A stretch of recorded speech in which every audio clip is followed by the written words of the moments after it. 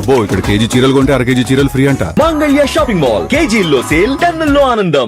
అమెరికాలో green card సంపాదించడమే లక్ష్యంగా సుమారు 1000కి పైగా నకిలీ పెళ్లిళ్లు చేయించిన పెద్ద అంతర్జాతీయ ముఠా గుట్టును అమెరికా న్యాయశాఖ ఇమిగ్రేషన్ అధికారులు రట్టు చేశారు. న్యూయార్క్ రాష్ట్రానికి చెందిన 11 మంది ప్రధాన నిర్వాహకులను అధికారులు అరెస్టు చేసి వారిపై కేసులు నమోదు చేశారు. చైనా సహా పలు దేశాలకు చెందిన విదేశీయుల నుంచి ఒక్కో పెళ్లికి ఏకంగా $1,00,000 అంటే దాదాపు 95 లక్షలకు పైగా వసూలు చేస్తూ అమెరికన్ పౌరులను లోబరుచుకొని ఈ దందాన్ని నడుపుతున్నట్లుగా అధికారులు గుర్తించారు.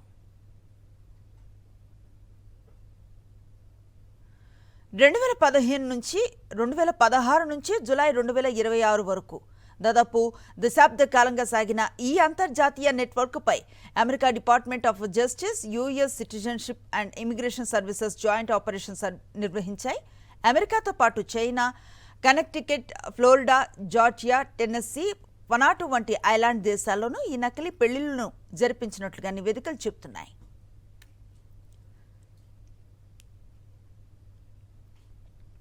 ఇమిగ్రేషన్ అధికారులను బురిడి కొట్టించేందుకు ఈ ముఠా సరికొత్త ఎత్తుగడలు వేసింది. అమెరికన్ పౌరులు, విదేశీయులు పెళ్లి లైసెన్సులు తీసుకునే ముందు రోజు మాత్రమే కలిసి ఫోటోలు దిగేవారు. ఆ తర్వాత నిజమైన దంపతులుగా కనిపించేందుకు జాయింట్ బ్యాంక్ అకౌంట్స్, కరెంటు బిల్లులు, నకిలీ ఇన్సూరెన్స్లు సృష్టించేవారు.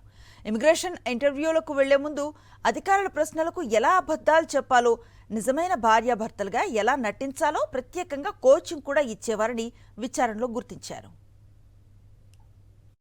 The charged defendants acted as facilitators who orchestrated the marriage fraud scheme, pairing foreign nationals seeking immigration status with United States citizens willing to participate and engage in a sham marriage. These facilitators employed attorneys, tax preparers, and marriage officiants.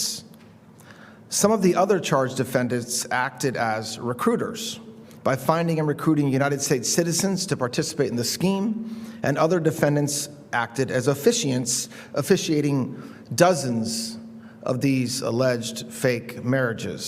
మరిన్ని updates కోసం channel ను subscribe చేయండి. Notifications కోసం bell icon పై click చేయండి.